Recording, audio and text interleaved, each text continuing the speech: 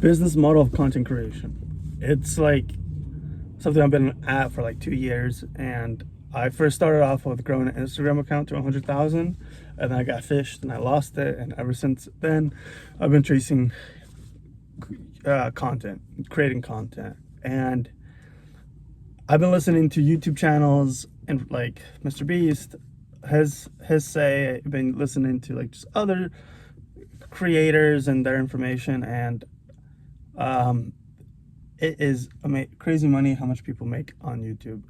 Right now, it's YTA. It's like YouTube automation, where people run 4 or 5 accounts on YouTube, and they make, I mean, from each channel, a couple of $1,000s, but they have like 10 of them. It's one business model. For Instagram, they run a theme page, from sports to crafts to like woodworking. Either they are the face of the channel, or they have the theme, like history or something like that, be the face, and they just use AI voice and all of that, and then they just create engaging content that grows their channel to 100,000. And right now there's it's called Time Portal. This guy just started a couple of days ago, like earlier, 2 weeks ago, and he's already at 5,000 followers, and he just does AI videos of people, of times like China, being in China, or being a Roman or a Greek, and it does like a 10-second, 20-second video. And I'm running a Instagram channel called Orange of Names, where I take people's names and I just kind of go through the history, or I make it like what it is to be like in the time of like Alexander the Great or Marcus Aurelius or Napoleon. And it's doing so like I get lazy with it. So TikTok is another one. I met this guy from Spain. He has like 3 accounts,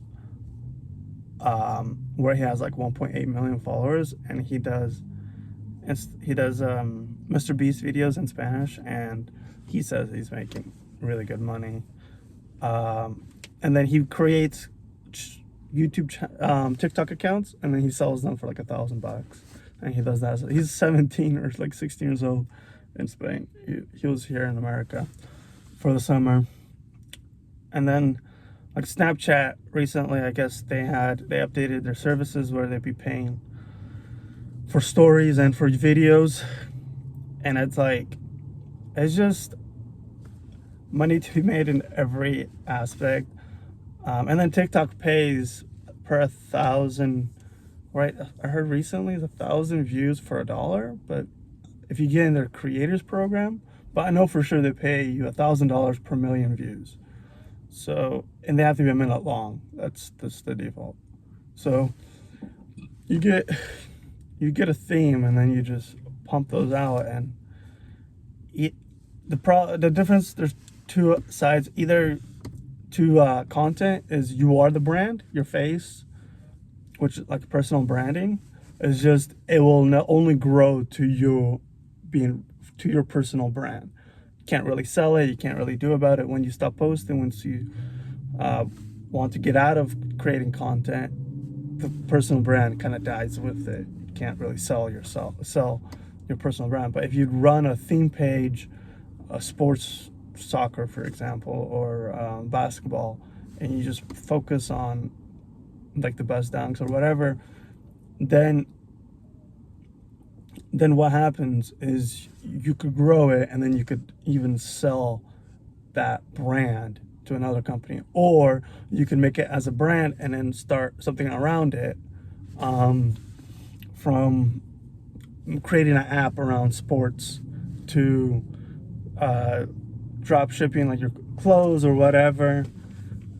And it's these opportunities, that is where the business model is you grow audience in a niche that you enjoy, or that's trending, and that you just some guys just don't care about the trends. They don't care about if they enjoy the product, the niche, or not. Like one guy he would make videos about beauty, and he was not even the face or anything. It was just the niche was female beauty makeup stuff like that, and he made his first $30,000 on it. It's like, oh my god. And I did make some money online. I made my first $10, but with that account being lost, timeless manliness, my opportunity kind of died out, and I did see growth and the potential opportunity in it, and it hurt. I had to like forgive that guy.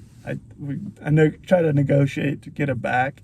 Almost got it back a couple of times, but I forgave him, and it was a lesson of like to be patient, to take it step by step, and once you have the momentum, is don't lose the momentum. And then about the social media, I want to talk about it in this from the angle of entertainment and where entertainment is going. For a long, I mean, just the last 100 years of entertainment. 100 years ago from now, 1925, 24, people would sit around with their family and listen to the radio, and they would have either music or a story or just information, whatever, and that was a form of entertainment. And the movies too during that time, or plays, they would go to watching plays, go watch musicals, and that was their form of entertainment. And then fast forward 15, 20 years, the TV came out. So the business models around TV is like, if you get your channel on TV, that was massive people, right? And you, in order to get your information on TV or your ideas on TV, you have to pay money, like huge amount of money up forward to like get your show or whatever it is on TV, and you have to be, and so that was a form of entertainment where it was controlled by new channels or networks. And radios were controlled by networks too, where you had to pay money for these radios to get your stuff from, still today, like it is today. And then the internet comes out, and now any one of us with just an interest of a topic, or if we have a good personality, we could be the brand itself. Or and even better yet, nowadays, you don't even have to show yourself. You could just have voiceover, 11 Labs. You could have, you could create the content. You could use the backgrounds stuff using, what's it called? I mean, you could create the content through AI, Midjourney, or you could use like Photostock, something like that, whatever. And put it in the background. You could just talk over the concept, like the niche that you like. And right now, typical niches that do well is sports, food, history, like educational, like from like mathematics to physics. If you want to talk about any of those, history, because you'll get a specific niche. It won't be that big, but you'll get that group of people. There's like another ones, beauty stuff, diet, fitness. And the thing is like people are like, oh man, all of it's so oversaturated, right? It's oversaturated. But the thing is, every content creator lasts 4 to 5 years, and they burn out, and then they make their fortune, you could call it, say, and then they go and diversify into other things and go do other things in life. So it's like engineers. I mean, once a person becomes an engineer, they go work in the field, but there's always engineers retiring, 67 years old. So you always need engineers. You always need, what's it called? Doctors, lawyers. And for content creators, people always want to be entertained. Entertainment has been around for a long time, and it's never better to go entertain people through social media. And social media's only been around 20 years, 2005, 6. I remember YouTube, 2006, when YouTube came out. And it's like,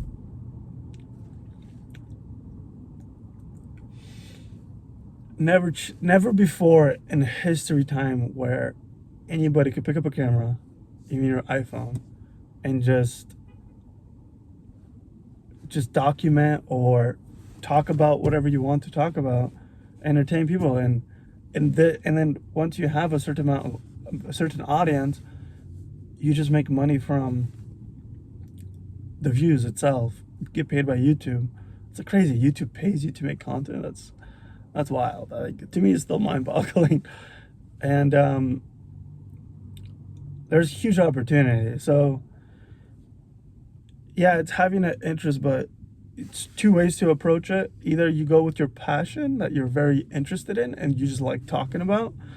I like business models and I want to talk about other things, but well, or it's not about what you have passion about, but what the market wants. And I started another YouTube channel, Sports 3 Bets. I never bet in my life. I have zero knowledge of it, but I think it's a niche in sports that a lot of people like, and it's to talk about the stories about sports bets, the best bets made, worst bets, and all of that good stuff. And so and it's all AI. I'm using and if you use AI, you could use Creo AI, you could use NVIDIA AI, you could use Blatato AI, some female, Sabrina Romanov or something like that. She made a AI studio that you basically put your script, and then it makes a video for you, and choose a voice, and it's $30 a month, and then it makes a video for you, and they're pretty good. I've been messing around. I got one video to 10,000 views on the sports betting one, and I got 15 subscribers within less than a week. And so I'm just gonna attack it and see where it goes. And this is just for my personal brand.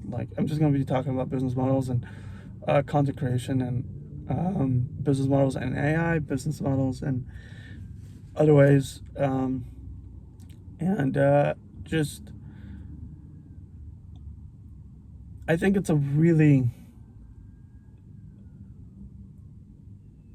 good opportunity to just go on and mess around and to understand that your first 20 videos, for me, I got lucky when I just started off because my first 2 videos were so garbage, but Instagram picked it up and liked it. I did improve. I did apply certain concepts to make it better, but the first 2 videos were horrible. YouTube liked it and got me 5,000 views. And then after that one video, it's always been 200, 300 views. But Instagram, I found Kyber AI, and it really, the visuals really were nice. And then I'll make quotes, and then the visuals and the quotes were really appealing, and people really liked it. And I remember I would be giving up. I would post the video, 2 days go by, nothing, and I'd be chilling in my car, just on socials, and I'm oh, I got a follow? What? No way, from this? And I would just drive straight to Starbucks and make another video. And I was paying $15 a month for Kyber, and then 11 Labs for the voiceover, and then I was paying $20 a month for what's it called? Adobe. So it was an investment in the beginning for sure.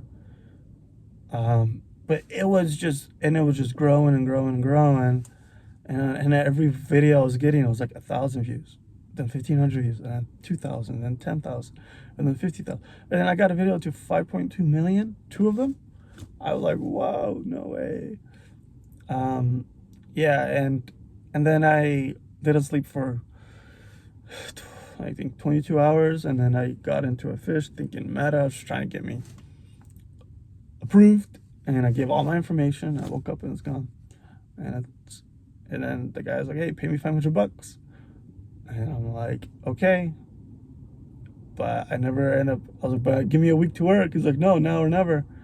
And then I couldn't work, and We negotiated for a couple of months, trying to get it back. And I said no. And I said, I'll pay him. Nothing really worked out. So it's lost. Now he claims that's his, that he originated it. But yeah. That's all I want to talk. Давай, ciao, peace, cheers, давай, bye-bye, до свидания. Said that very American. До побачення. Все таке. Yeah, alright. Cheers. Bye.